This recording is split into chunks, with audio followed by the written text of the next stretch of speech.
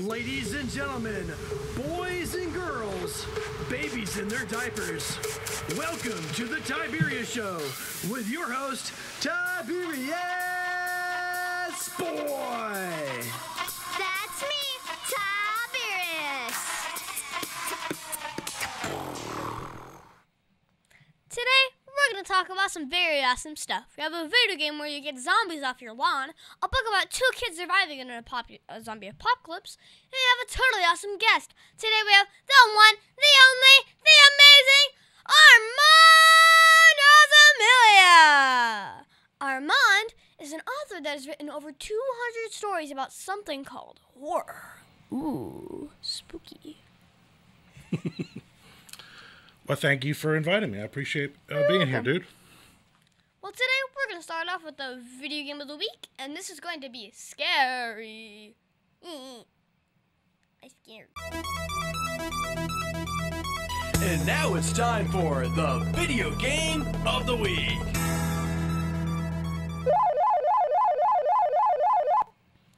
Today's video game is Plants vs. Zombies. This is a game on the Steam platform. This game costs $13. This is a great game where zombies are attempting to invade your house, and all you have to do to defend yourself with is a bunch of plants. There are 5 game modes. Adventure, minigames, puzzle, survival, and a stress-free Zen garden that gives you money. Classic game. This is a classic. Even an very old man like me knows this game. Oh, I even know this game. Yeah. When I was 3, I started playing video games. This is the first game that I played. When I was 3, I started playing video games. That was many, many years before you were born. Yes. The game is set up at your house, and your friend Dave tells you that zombies are coming and teaches you how to defend against them. Dave, of course, sells you stuff to help defend your house. You did not think he works for free, did you? Well, now you can get plants and rakes and even a lawnmower to take out zombies. They keep on walking towards your house, and they will eat any plants that they walk up to. You get to take a lot of different zombies with a lot of special skills. And you get an almanac that lists all of the plants and zombies as you discover them. It's a cool game. I mean, it's a lot of fun. There's not a lot of learning curve to it, which is really cool. My kids played it. My wife used to love playing this game all the time. Well, I really like this game because you get to fight zombies and you get to defend your house. I like how Dave tries to come up with new things that you can use to stop zombies. Well, I like playing at night because some of the plants are free and it's easier to, get lots of plants, And I don't really like running out of sun power, and that makes the game kind of hard. Mm-hmm. Luckily, I think at night there is no sun power because there's no sun. That probably does make sense. Probably night power. Yeah, night power. Moon power. Yeah. Well, I give Plants vs. Zombies 8 out of 10 stars because it was fun for most of the game, but as it gets harder, I was getting more frustrated with not having enough sun to get the new plants. I think most kids should play this game. I think most people are playing this game. True. CWSmithLaw.com. You can call him at 407-801-2667. Wait, you are not Chuck. My dad can help when people get hurt. He loves to help people. If you are ever injured at work or in a car accident, you should call my friend Chuck. You can call him at 407-801-2667. That website again is CWSmithLaw.com. Offices, Orlando. Does it actually have that much W's? And now it's time for the book of the week, Dying Days, Family Ties.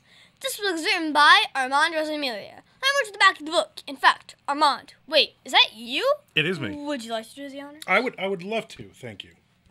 So this is a young adult novella set in the dying days world of me. Emily and Mason are brother and sister, differently abled teenagers, both with Down syndrome, trying to survive during the zombie apocalypse. They both have unique powers that will be tested because sometimes it isn't just the zombies that are threatening.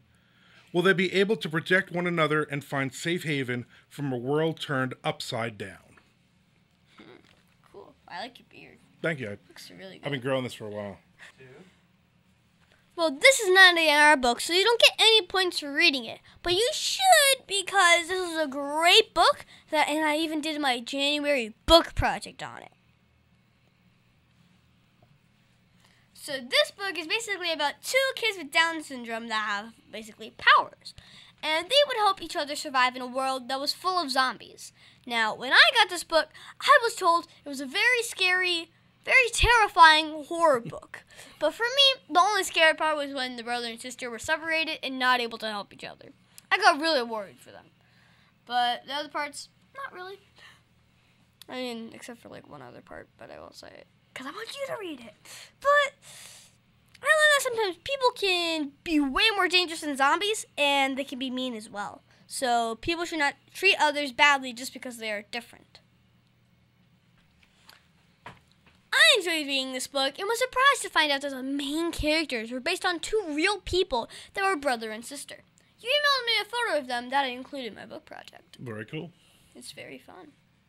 Well, I give Dying Days Family Ties 12 out of 10 stars because, first off, you are right here, and I would suggest this book to grades 4+, because some of the words might be confusing to lower grades, like third, second, first, kindergarten, you know. Well, I really liked the part when Mason and Emily found each other after being separated. I did not like the guy that ruled by fear. Yeah, that was a great fun book to write. It was. And it was fun to write all the mean kids in it, as well as to write Emily and Mason, who I know in person, who I got to do a book signing with. Yeah, I think it was like a book con or something. Yeah, we did a Scares That Care convention in Virginia, and their mom brought the kids with them, and we actually sat down and we got to sign the books. So that was a lot of fun to able to meet them and do signings, and then have a line of people come up and buy the book and then get to meet them. It would have been a long yeah. line. So it was good. It was we sold a lot of books that day. It was a lot of fun. Mm-hmm. Remember, it's called Dying Days Family Ties. And now it's time for our interview of an interesting person. Today's guest is going to be so much fun. Today we have the one, the only, the amazing Armand Rosamilia. Armand is an author that has writes about zombies, crime thrillers, and so much more. Thanks for having me on. I appreciate it. That was a big intro. I like that. You're welcome. I think that's my biggest one. Yeah, I don't know. But, so first off, how are you enjoying being on the show? I'm having a lot of fun. This is fun. Being down here. We were close enough that I got to drive down and hang out with you in person, which is always a lot more fun. Oh, yeah, because somebody got some extra gifts. Right. It's very nice. So, you are listed as an author that writes about horror. So, can you explain to my listeners exactly what is horror? Horror is, so the fun part of horror is the only genre of fiction or nonfiction that is actually an emotion. Horror is an emotion. And so it's scary. It's scary stories. Now, it depends on the author how scary you're going to make that story. Or, there's a lot of different slashers, like Halloween or Friday the 13th, stuff like that. There's a lot of quiet horror stuff. There's a lot of monsters is a big one. So there's a ton of different ways you can write horror books. When I started writing horror, most of it was zombie stuff. So I wrote a lot of stuff, books about zombies, my Dying Days series. But most of the book wasn't about the zombies killing people. It was about people being awful to each other. Mm-hmm. And I think that was a big part for me, to just show real awful people doing awful things. And there's a couple of those books where people have reviewed them and commented and said, you go like 2 or 3 or 4 chapters without even having zombies in the book. It's just about these awful people you're writing about. And for me, that's always, that's the worst is somebody just being mean to you. Growing up as a kid, as a little kid, like when I was your age, I got bullied a lot in school. So for me, it was remembering all those things and in my mind punishing all these awful people that I grew up with. Sure. Well, there's a lot of suspense. Are all horror stories scary? Not all of them are scary. Some of them, like the Dying Days Family Ties I gave you, it's young adult, so it's more for someone your age. 6th grade. 6th grade. Into your teens. But I'm not a teenager. Neither am I in 6th grade, and I read this book. So. Yeah. So I think it's pretty good. So yeah. So it's not that it's necessarily that it's a scary book. Yeah. I'm hoping I'm writing entertaining books. This was very good. Yeah, I appreciate that, and that's what I'm hoping. I'm hoping that I'm writing stories that people are excited to read, and then they want to read the next one and the next one and the next one, and that's kind of it is. So it's not If there even is a next one. yeah. So there's a lot of that, and I try not to write the same story all the time. So Sure. if I write a scary story, not all of them are going to be scary. True. And not all of them are going to be zombies. Not all of them are going to be horror books. I write crime thrillers is what I've been writing for years, set here in Florida. So I wrote a nonfiction book about Dunkin' Donuts, about going to Dunkin' Donuts for a month, called A Month of Dunkin'. And for every day of the month in October of 2019, I went to a different Dunkin' Donuts and I drank or ate something different off of the menu. And I talked to people that were in the Dunkin' Donuts, like you'd be in Dunkin' Donuts and tell me a story, kind of thing. So that was the fun of One it. time I went this. Right, and that was the basis for the book. So how did you know that this was the go-to job for you? I was 12 years old, and I started reading Dean Koontz books, and for me that was one of those like aha moments. Like it just hit me. This is what I want to do with my life, and I started. And I had read before that, but I had never read anything like a Dean Koontz book. Phantoms was the book for me that was so scary and so crazy and so real for me at 12 years old that I was like, you know what, I want to do this. And I told my parents, and my mother was like, whatever you want to do, just in the meantime, get a job. You can actually make money in the meantime. And it took me many years to get into my mid-40s before I was able to make enough money to do this as a full-time job. So about 10 years now I've been doing this and actually making my money by actually writing stories. Mm-hmm. So what age level do you write most of your stories on books for? Most of the stuff that I write is for an adult audience. When I first started out, especially in my 20s and into my 30s, I wrote a lot of stories that were way adult. Like it had profanity and a lot of violence or sex and stuff like that in some of them. And I think as I've gotten older and matured, I've stopped writing a lot of that stuff. So while my Dirty Deeds series is a crime thriller series, there's no big violence, there's no sex, there's no profanity, there's none of that. I mean, a teenager could read it, and I think it's becoming more young adult. I wouldn't say it's young adult, but it's on that edge. Yeah. It's like right on the edge of what you would consider young adult. I still have adult characters in those books. And again, I'm writing so many different genres of things. So I'm writing horror, but I'm also writing crime thrillers. I'm also writing the nonfiction, supernatural books, ghost stories, haunted house books, all different things, whatever either a publisher wants me to write or stuff that I'm publishing myself. So it's fun because I have about 14 or 15 open projects right now of books that I need to complete, say, in the next year or so. That makes sense. So how is being a horror or zombie author a benefit to the world? I think I'm entertaining people. I mean, that's what it is for me. Growing up, and I read so many books growing up, and it was entertaining. I'm not really big when I write. I'm not really big on giving some big subliminal message or trying to change your opinion on things or some. I want to write a good story. There's a lot of authors, H.P. Lovecraft, Robert E. Howard, Edgar Allan Poe. They were pulp fiction writers, and they just wanted to tell a good story, and they wanted to write a million stories before they died. And that's my goal. My goal is to entertain you with as many different stories, and it doesn't have to be some big premise. It doesn't have to make you read a story and go, oh, I want to change the world, or it's not about politics. It's not about religion or any of those things. It's just about what's going to happen next. And I think that's what you want the reader to turn the page. You don't want the reader to stop and go, all right, I finished this chapter, I'm going to bed now. You want the reader to go, one more chapter, and then it's 4 o'clock or 5 o'clock in the morning and you're still reading the book. So yeah, cool. So what was one thing that you learned about yourself while working in being an author? Discipline.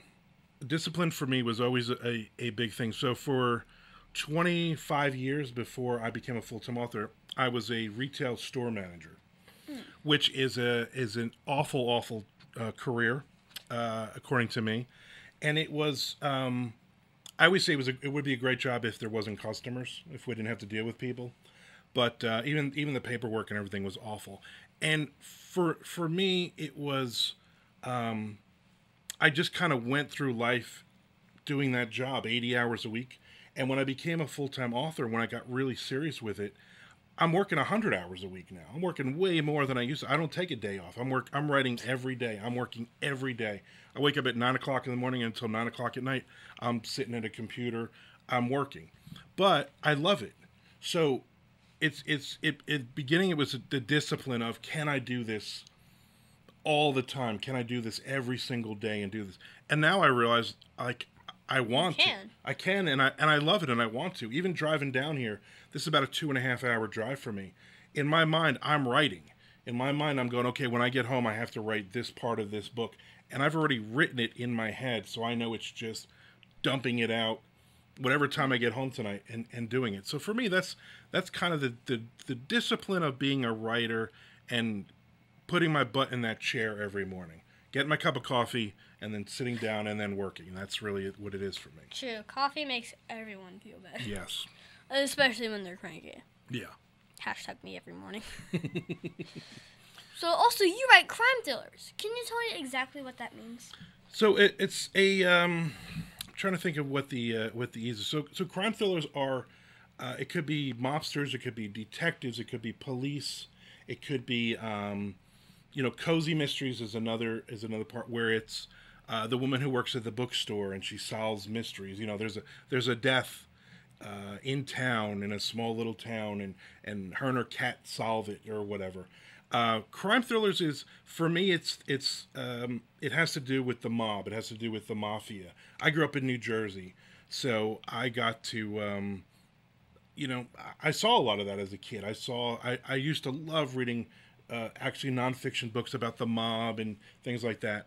And so for me, when I started doing crime thrillers, I created what's called The Family, which is the mob from New Jersey.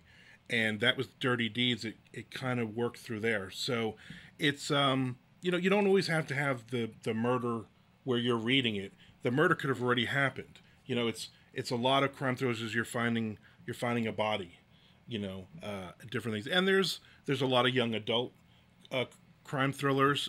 There's a lot of stuff that they call thrillers, but it's crime thrillers because you have people robbing banks, and you have people,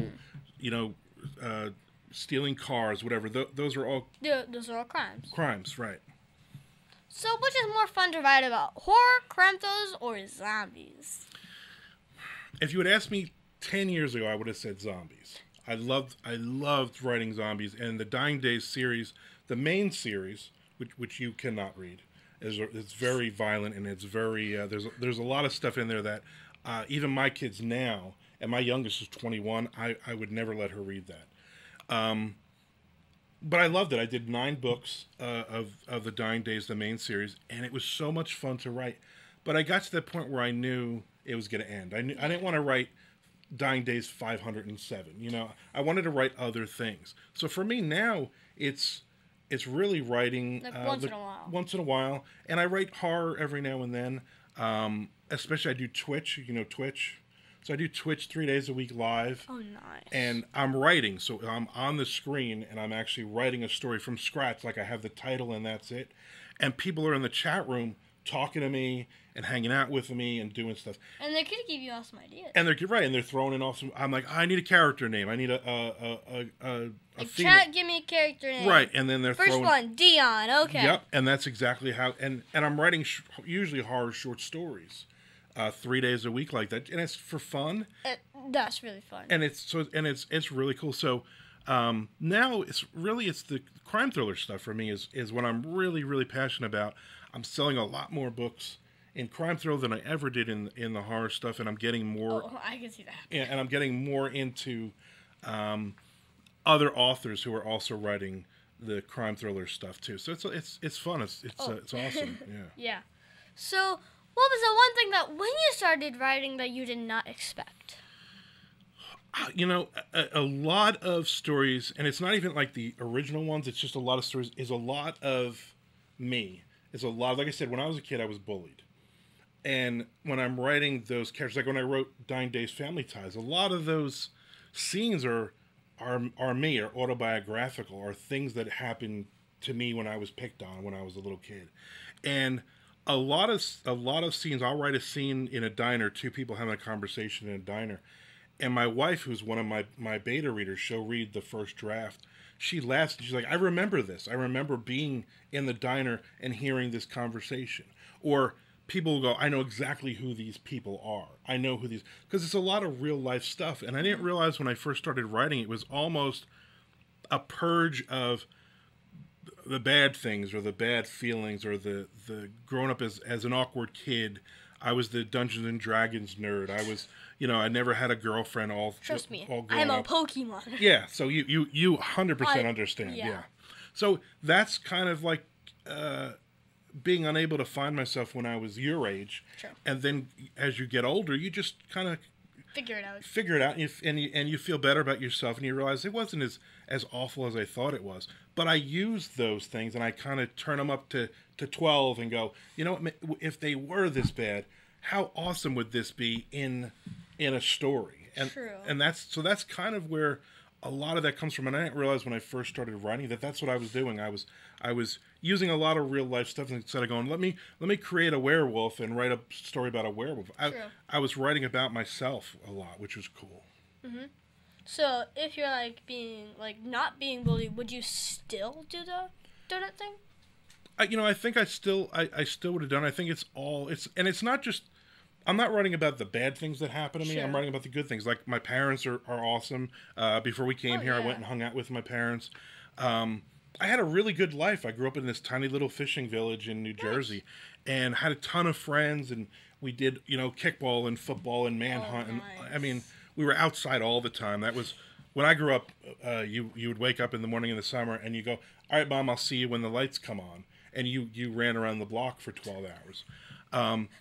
But it was fun, it was a lot of fun. So a lot of that stuff also becomes part of the book as well. A part of the stories and stuff. So it's not just the bad, it's also the good stuff too, It's things that you remember, like things that you remember now as you're 10 years old, and you might not think this is the greatest thing ever. You just did something, you hung out with your dad and you guys went somewhere, and you might have gone to the mall and just hung out.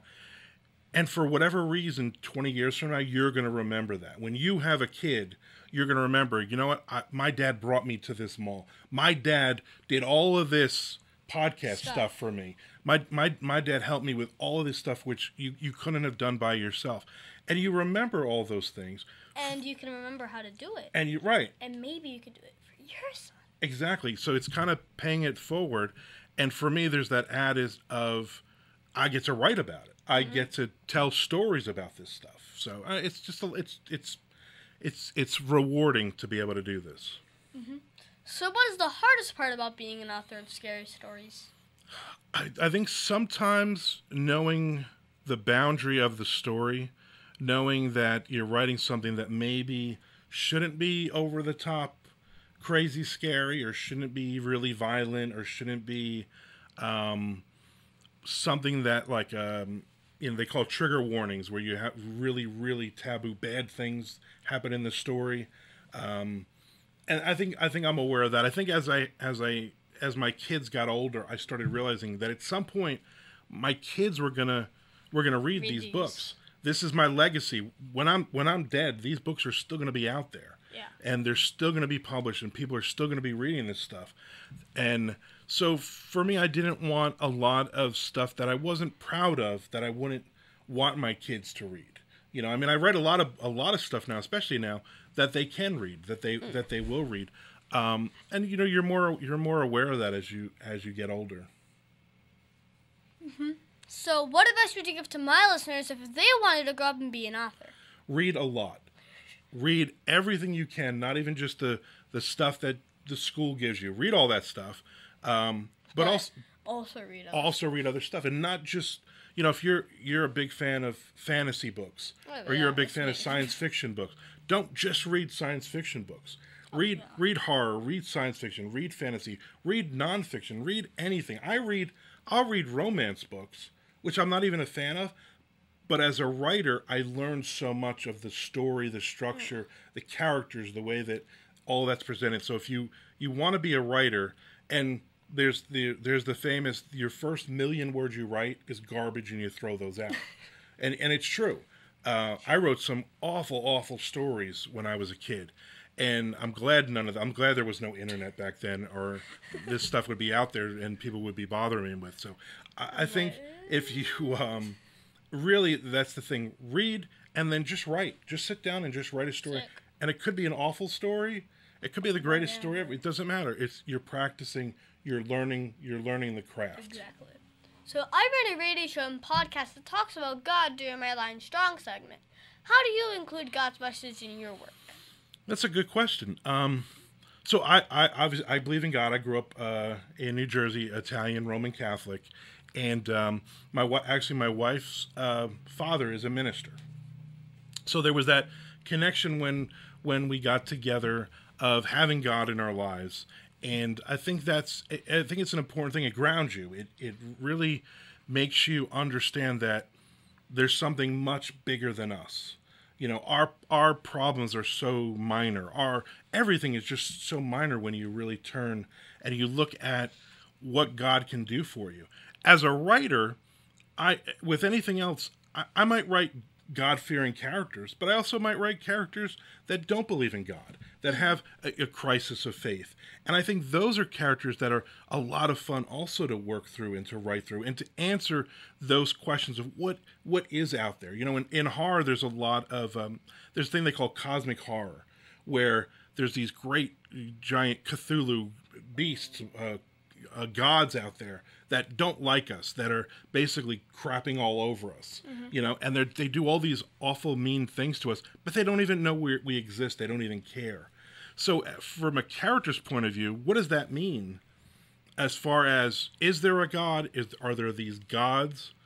And all of that. So I always try to give that different perspective of not every one of my characters believes in God and believes this thing, or not all of my characters don't believe in God, and here's why. I try to do as many different things as possible. I mean, I've written characters that were Satanists, and it was, a crazy deep dive when you're doing research on that stuff, and you're like, people believe a lot of different crazy things out there when it comes to religion. So for me, to learn all those and to research all those, and then to put it into a character that hopefully is believable enough, I think, that's a lot of fun.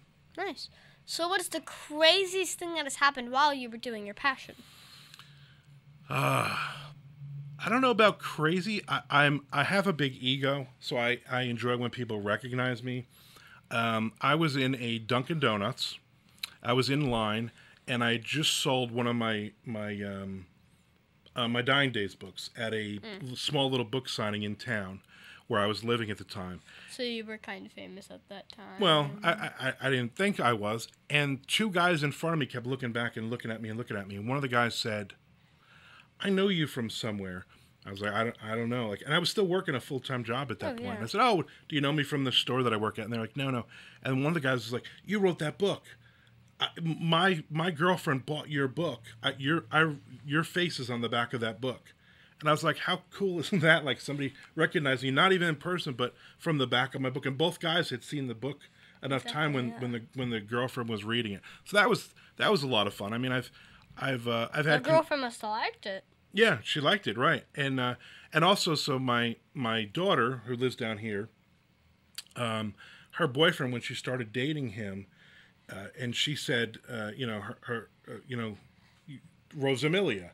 And he's like, why does that sound so familiar? His sister was actually reading one of my books at the time. Out of nowhere. So it was like that weird... So no one ever knows what's happening. Yeah, like no idea. And he did not believe that I was her father. She had to call me and say, here's this guy, Ian. Tell him that you wrote these books. Okay, so you run a podcast like me. Can you tell me what it's about? It's the Mondo Method podcast. So, as we talked about before, my actual name is Armando. So growing up, everybody called me Mondo.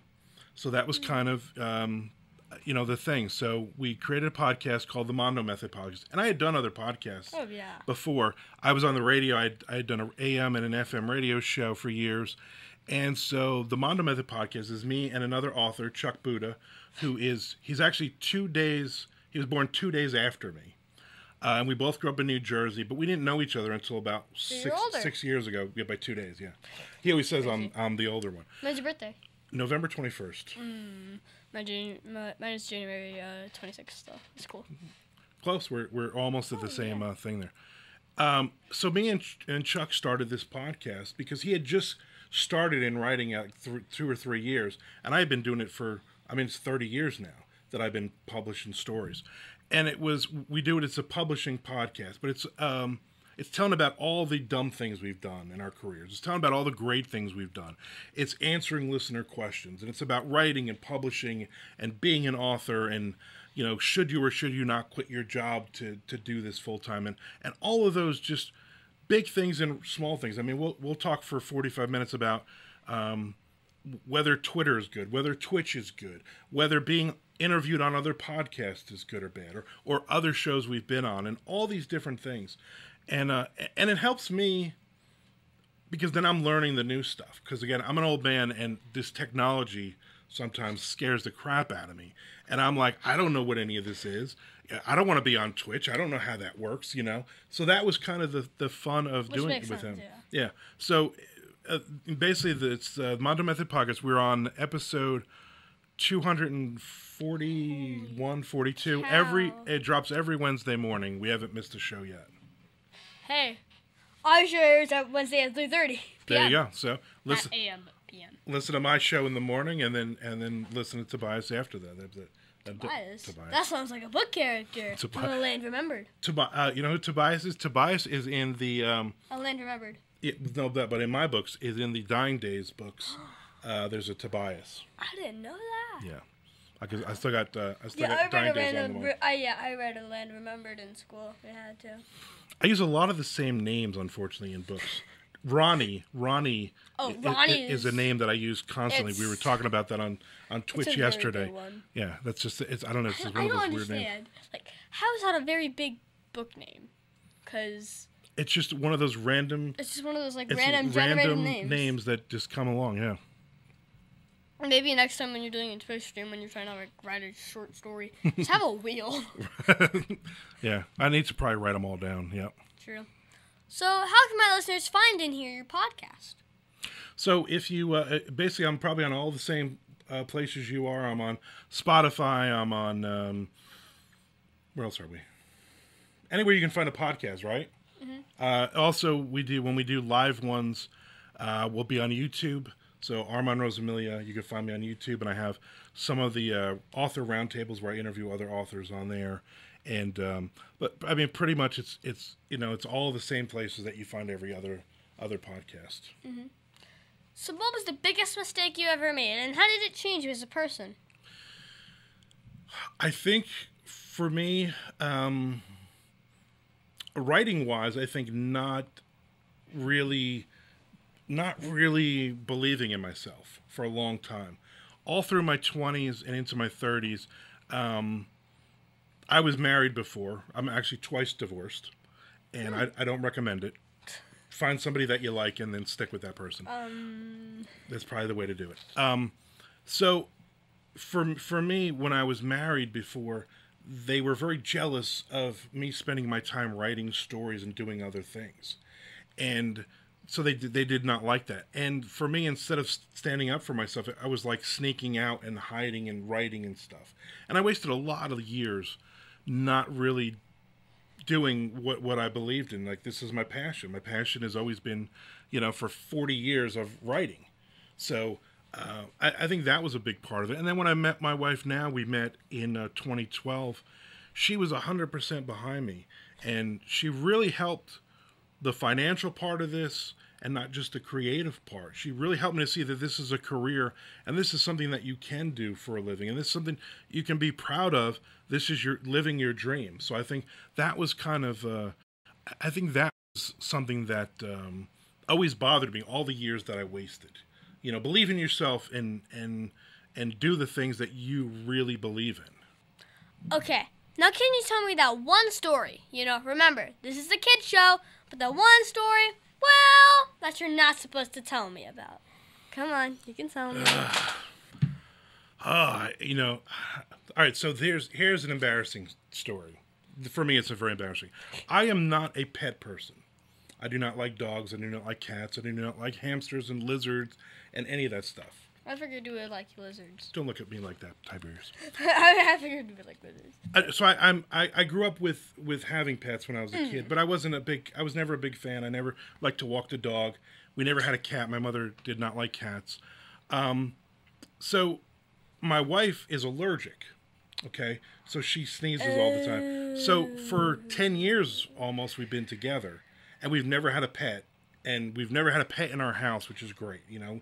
So you don't have cat hair everywhere and all that. But about 2 months ago, she went to Taco Bell for us, because it's Taco Bell. I mean, you got to eat Taco Bell. And she found a kitten, like this tiny, tiny little kitten. Oh, no. His leg was hurt and bandaged up, and he had half his tail missing, or her.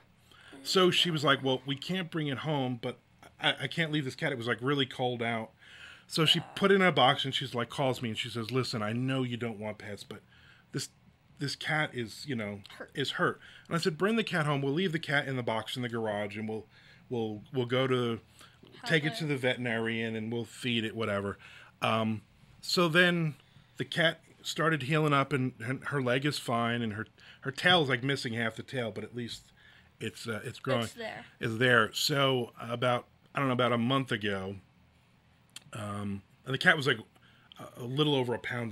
So it was tiny. It was like seven weeks old, and somebody had just thrown this cat on the side of the road.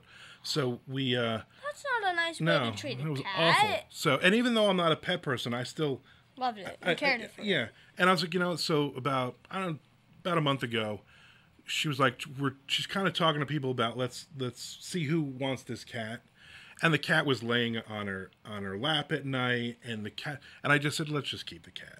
So now the cat is we named her Mary because it was right before Christmas. And like she Christmas. Yeah. And she lays on my she'll lay on my shoulder during the day when I'm when I'm reading or whatever. So it's one of those things when anybody who says, why do you have a cat? Because it's everybody who I knew growing up knew I was not an animal person. Wow. So is there anything else you think my listeners should know about you? Just you know, I'm living my dream. I'm having a great time doing it. I have a great life, and you know, I mean, that's what it is. It's about realizing at 10 years old, at 52 years old, whatever, your passions, what you really like to do, what interests you, what pushes you as a person. And I think for me, that's been the big thing, that I'm truly blessed being able to do this. I mean, it's Saturday afternoon. I don't have to go to work and sell shoes to people or whatever. I can come down here and hang out with you for an afternoon. True. You know, and this is my job. This is my job. This is right. Exactly. So, do you have a website or Facebook for my listeners who want to follow you? Yes, if you go to armandrosamilia.com, that has all my stuff on it. You find all my books on Amazon. You can also find me, Armand Rosamilia, on Twitch, Monday, Wednesday, and Friday at 1 p.m. Eastern Standard Time. I'm on there live, writing a story. I love Twitter, Armand Author on Twitter, and also I have Author Armand Rosamilia on Facebook. So pretty much I'm on Instagram. If there's anything out there, I've done it. Either I'm on it because of me or because I'm an old man. One of my kids has put it together for me. So what is that one question that you think I forgot to ask you? I would say the normal question, the normal answer I give at this point is, you forgot to ask me, why am I so darn good looking? But I think we'll skip that one this week. So, you know, I'm not sure. I mean, you gave me a lot of good questions there. You gave me a lot of interesting stuff there to talk about. I think I've talked about myself a lot, which I enjoy because I have an ego. Well, I mean, you didn't tell me your favorite color. My favorite color is green. Darn. Yeah, my favorite color is black. Is that really a color, though? It is. All right. Because literally it's the color of the mic, it's the color of the booms. I normally would. This is probably the first time in like a month I haven't worn a black T-shirt. I always wear black T-shirts. I mean, you even have a black hat. Yeah. That- I have to have my sneakers are black. My socks are black. I wear a lot of Your black. shorts are black. Right. I wear a lot of black. Yeah. Well, thank you, Armand, for being my special guest. Can you stick around for Math Corners? I sure can. Over 40 years, Lighthouse Central Florida has provided education, independent life skills, and job training to thousands of Central Floridians who live with blindness or any degree of vision loss. Whether it's picking out clothes in the morning or just moving around your community and serving Orange, Seminole, and Osceola counties, contact Lighthouse Central Florida at 407-898-2483 or visit them online at lighthousecfl.org.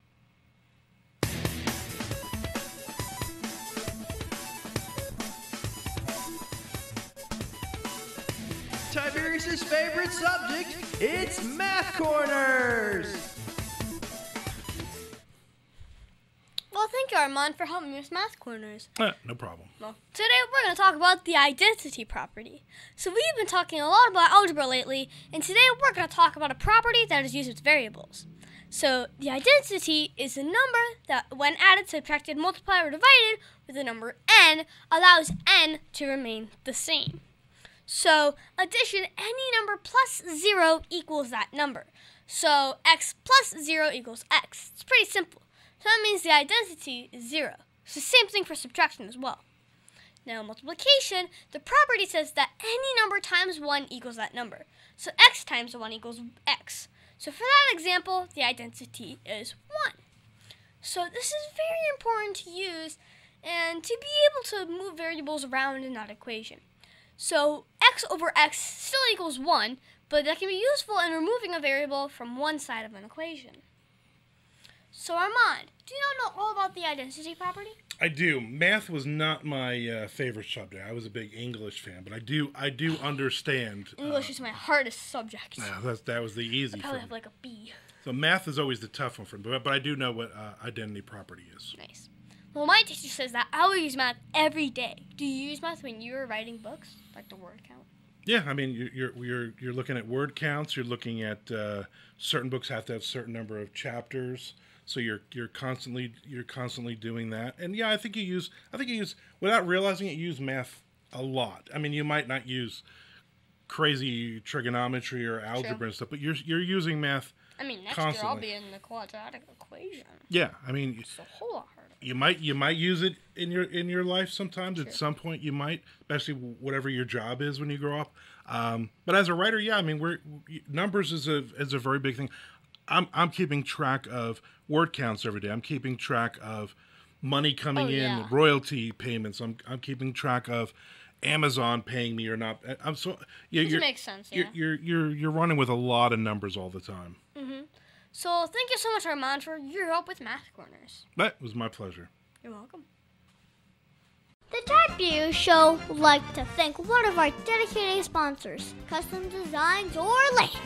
These guys are on Mills Avenue and do all sorts of stuff, ranging from photo ID badges, engraved signs, custom Braille ADA signs, vinyl lettering, to trophies and awards. They can ship products all over the United States. You can reach them at 407-898-0373.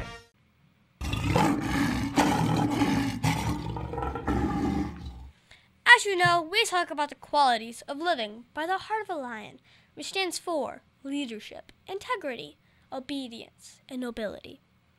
Today, we're going to talk about obedience. For me, I think obedience is being fully committed to doing what is pleasing to God. The qualities of obedience are compliance with a good attitude and respect for the laws. You know when someone is obedient when they follow instructions willingly and thoroughly. So this week, I saw obedience with some of the cars on the road. They have installed a new crosswalk sign on OBT in Orlando, and they have yellow lights to stop and red lights to watch and braking and blinking lights to move when it's safe, you know. But Some find these new signs very confusing, but when one car stops, most other cars notice and stop as well. Over time, more and more people are learning about this new type of crosswalk. This is making it a whole lot safer for people that want to cross this very busy street. It also shows that when one person complies with the rules, a lot of other people will do the same thing. So Armand, did you see or use obedience at all this week? That's a good question. It's one of those things for me that it's hopefully part of the fabric of society where you don't really have to point it out. We're so busy pointing out all the negatives. We're so busy seeing all of the things that that don't really matter out there. So I think for me, I think that's a tough one. But I'm sure it's out there. I mean, I know I always try to follow the rules. I always try to do the right thing. I always try to give advice when it's asked for, especially online. There's people that will throw out their advice whether you really want it or not. And so this is a great question. It's actually something I'm going to be thinking about. Nice. Well, of all of the Heart of a Lion virtues, which is your favorite? That's a good one too. I think integrity goes a long way. I think your word matters more than anything else. I think you doing the right thing, for yourself, for God. I think that is a really big thing for me. I think that's one of the first things when I meet somebody, if they're maybe lying or they're maybe it's a white lie or it's stretching the truth or whatever, that makes me think how much more is this going to be live? I want to work with people, publishers. I want to work with other people that have integrity, and I think that's probably one of the one things that I focus on a lot. Mm-hmm. Well, we should always try and be lion strong in everything we do, shouldn't we? I agree. And that's our show, folks. I want to thank the one, the only, the amazing Armand Rosamilia for being on my show. It has been so much fun talking with you today and learning about horror. Maybe if I'm lucky, you might have a kid radio show host in one of your stories. That might work. We're gonna have to do it. Maybe at one of my next Twitch story I write, I'll slip you in there. Well, what is your Twitch? I'll call you Tobias though in that. So. What is your Twitch? It's Armand Rosamilia. If you just look up Armand Rosamilia, you can find me on Twitch. Nice. Also, you can find me on Facebook and Instagram at The Tiberius Show. And please be sure to visit The Tiberius Show on YouTube and subscribe. Also, be sure to listen to us next week on The Tiberius Show with your host, Tiberius!